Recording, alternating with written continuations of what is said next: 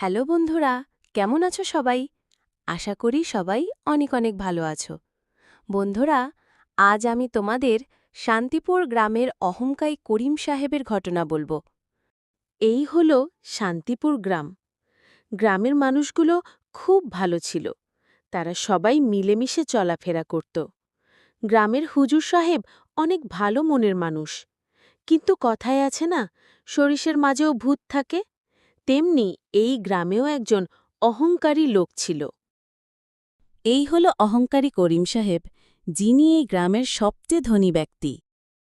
টাকা পয়সার দিক থেকে সে ধনী হলেও মনুষ্যত্বর দিক থেকে সে ছিল খুব গরিব। সে গ্রামের অন্য সকল মানুষের চেয়ে আলাদা ছিল। করিম সাহেব সবসময় চাইত তাকে যেন সবাই সম্মান করে সালাম দেয়, কিন্তু ভুলবশত কেউ যদি তাকে সালাম না দেয় সে অনেক রাগারাগি করত। এই ছেলে, শোনো। জি আঙ্কেল, বলেন। তুমি এত অভদ্র কেন? আমি এই গ্রামের সবচেয়ে ধনী ব্যক্তি, আমাকে তুমি সম্মান করলে না। দুঃখিত আঙ্কেল, আমি এই ভুল আর করব না। এই গ্রাম সবসময় আমার কথায় চলবে, সবাই যেন আমাকে সম্মান করে, এই কথাটি সবাইকে জানিয়ে দিও। ঠিক আছে আঙ্কেল। করিম সাহেব সবসময় গ্রামের মানুষের সাথে এই ব্যবহার করত। করিম সাহেব আস্তে আস্তে গ্রামের মানুষের কাছে খারাপ হতে থাকে, সে সবার সাথে খারাপ ব্যবহার করত। একটা সময় করিম সাহেবকে কেউ সম্মান করত না, তাকে সবাই ঘৃণার চোখে দেখত। হঠাৎ একদিন করিম সাহেব তার এই অবস্থার কথা ভাবতে থাকে আর মনে মনে বলে, আমি এই গ্রামের সবচেয়ে ধনী ব্যক্তি হওয়ার পরেও আমাকে মানুষ ঘৃণা করে। গ্রামের হুজুর সাহেব কত গরিব, তাও তাকে সবাই সম্মান করে ভালোবাসে। হুজুর সাহেবের সাথে দেখা করতে হবে। কেন সবাই তাকে ভালোবাসে? করিম সাহেব রাস্তা দিয়ে যাওয়ার সময় হঠাৎ হুজুরের সাথে দেখা হয়। হুজুর সাহেব তাকে দেখেই সালাম দেয়। আসসালামু আলাইকুম। করিম সাহেব, কেমন আছেন? ওয়ালাইকুম আসসালাম। আছি কোনো রকম। আপনি কেমন আছেন? আলহামদুলিল্লাহ, আমি ভালো আছি। আপনাকে দেখে কেমন যেন লাগছে। কিছু কি হয়েছে আপনার? জি হুজুর, আপনার সাথে কিছু কথা আছে।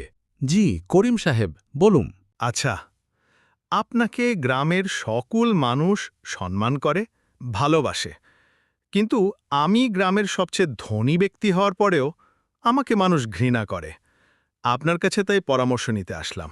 ও, এই ব্যাপার। আচ্ছা, শুনেন তাহলে। টাকা থাকলেই মানুষ আপনাকে সম্মান করবে না। আপনি মানুষের কাছে সম্মান ভালোবাসা চেয়ে পাবেন না। সম্মান আর ভালোবাসা পেতে হলে আপনাকে মানুষকে সম্মান দিতে হবে, ভালোবাসতে হবে। তবেই তো আপনি গ্রামের সকলের প্রিয় ব্যক্তি হবেন। ধন্যবাদ আপনাকে এত সুন্দর পরামর্শ দেওয়ার জন্য। ঠিক আছে করিম সাহেব, আমি তাহলে এখন যাই। এরপর তারা সেখান থেকে চলে যায়। কিন্তু করিম সাহেব হুজুর সাহেবের কথাগুলো ভাবতে থাকে। সে মনে মনে বলতে থাকে, আমি এখন থেকে সবাইকে ভালোবাসব, সবাইকে সম্মান করব। এরপর থেকে গ্রামের সবার সাথে করিম সাহেব ভালো ব্যবহার করতে শুরু করে। সবাইকে ভালোবাসে, সম্মান করে। তখন গ্রামের মানুষ তাকে সম্মান আর ভালোবাসতে শুরু করে। এরপর থেকে করিম সাহেব গ্রামের সকলের প্রিয় মানুষ হয়ে ওঠেন।